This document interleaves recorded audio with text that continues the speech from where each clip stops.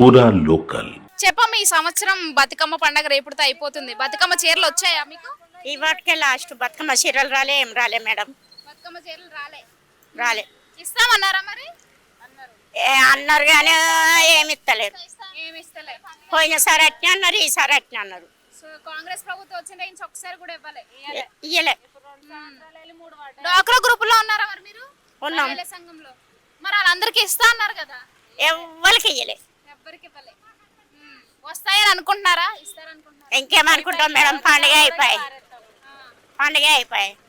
వాళ్ళు ఇచ్చినా ఒకటే, ఇవ్వకున్నా ఒకటే. వాళ్ళు ఏం చేసుకుంటారంట మరి ఎందుకు మేడం, ఇప్పుడు ఎవరన్నా గరీబ్ వాళ్ళు ఉంటే కనీసం పిల్లల కన్నా కుట్టించుకుంటాడు. పండగ పేరు చెప్పి ఇద్దరు పిల్లలు ముగ్గురు పిల్లలు ఉన్నాడు, బట్టలు లేనోడు ఏం చేస్తారు?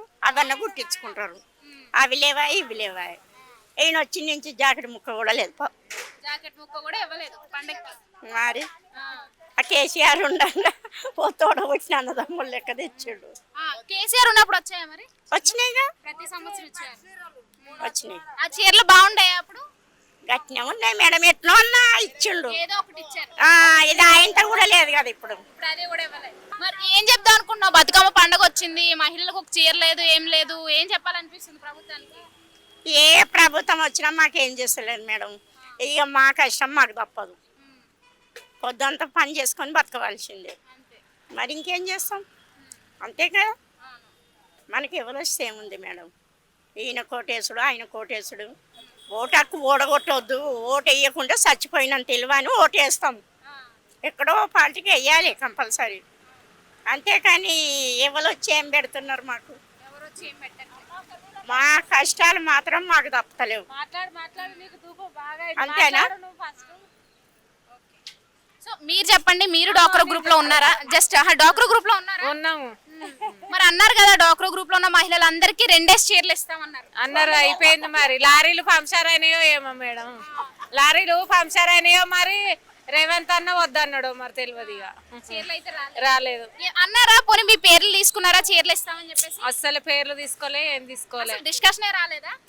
రాలే. చీరలు అన్న ముచ్చట కూడా మాకు వేరే వాళ్ళు అంటే తెలిసింది, కానీ ఇస్తారు అన్న ముచ్చట కూడా తెలియదు మాకు. అంటే అన్నాడుగా రేవంత్ అన్న, ఇప్పుడు డ్వాక్రా గ్రూప్ ఉన్న మహిళలందరికీ 2 చీరలు ఇస్తాము, ఇప్పుడు ఒక చీర, మళ్ళీ సంక్రాంతికి ఒక చీర అన్నారు. రాలే కదా మరి. ఎందుకు మరి, దేని గురించి రాలేదు మరి? ప్రశ్న ఎవరు అడగాలి ఇంకా ఆయన. బతుకమ్మ మరి అయిపోతుంది, రేపటితో అయిపోద్దా? ఈ రోజు అయిపోద్దా? అయిపోతుంది. ఇచ్చటోళ్ళు అయితే నిన్న మొన్ననే ఇద్దరుగా రావానే చెప్పిళ్ళు, ఇప్పుడు సెల్లులలో కూడా రావానే చెప్తుండ్రు.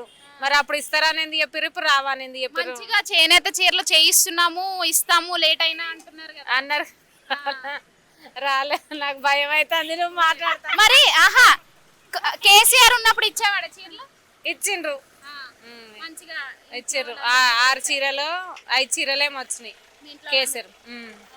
బాగుండేవా మరి ఆ చీరలు? బాగానే ఉన్నాయి, బాగానే ఉన్నాయి. మేము కట్టుకోకపోయినా కానీ బొంతలు కుట్టించుకున్నాము, పొలం పనికి వచ్చినాయి, అన్నిటికీ అవసరం వచ్చినాయి అవి. అట్లా ఒకవేళ ఇప్పుడు రేవంత్ అన్న పండగ అయిపోయినా కానీ కొంచెం లేట్ అయినా మంచి చీరలు ఇస్తే తీసుకుంటారా? ఇప్పుడు ఇవన్నీ చీరగా అప్పుడు ఎందుకమ్మ, అన్ని మామూలు చీరలు ఎట్లా కట్టుకుంటూనే ఉంటాను. ఇక పండుగ కంటే ఒక సందర్భం ఉండు అంతే. ఇప్పుడు వచ్చి ఏం లాభం అంటారా? ఇంకా పండుగ కానీ పేరు పెట్టిల్లు కదా ఆ చీరలు ఇస్తానే. బతుకమ్మ పండుగ ప్రతి సంవత్సరం కూడా ఇచ్చేవారు కదా తెలంగాణలో, ప్రతి మహిళలకి ఉండేవి. ఇప్పుడేమో రేవంత్ అన్న డ్వాక్రా గ్రూప్ లో మహిళలకు మాత్రమే ఇస్తాము, 2 ఇస్తాం కానీ మిగతా వాళ్ళకి ఏం లేవు. వాళ్ళు కూడా మనసులే కదమ్మా, వాళ్ళు కూడా ఓట్లు వేసినారు. అందరికి అందరికి ఇవ్వాలి, అందరికి ఇవ్వాలి. ఆయన 18 సంవత్సరాలు నిండే వరకు అని కేసీఆర్ సార్ ఎట్లా చెప్పిండో ఈయన కూడా అట్లనే ఇస్తే అయిపోతుంది. వాళ్ళ ఇష్టం, కట్టుకోకపోయినా వాళ్ళ ఇష్టం. వృత్తి ఇష్టం అయితే ఇస్తే అయిపోతుంది. ముందు సంవత్సరం కూడా ఇవ్వలేదు, ప్రభుత్వంలోకి వచ్చిన తర్వాత కాంగ్రెస్ ఇవ్వలేదు. ఇప్పుడు కూడా ఇవ్వలేదు.